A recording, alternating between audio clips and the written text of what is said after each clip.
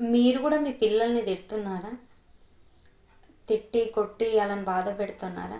అయితే ఒక్కసారి వీడియో మీకోసమే అనుకొని చూసి లాస్ట్కి మీకు ఏమనిపించిందో కామెంట్లో కామెంట్ చేయండి. ఎవరన్నా మనకి ఎంత పెద్ద అదేమన్నా అన్నారు అనుకో బిడ్డ, సారీ చెప్పారు అనుకో, వాళ్ళని ఏమన్నది వదిలేసేయాలి. సరే పాప నన్ను కొట్టుకుంటా గట్టి కొట్టిను రక్తం వెళ్తుంది. సారీ చెప్పతే అది ఆగిపోతుందా? ఆగిపోకుండా సారీ చెప్పారు కదా అని చెప్పి మనమే సైలెంట్గా ఉండిపోవాలి. అప్పుడు మనకు నొప్పి లేసేగా.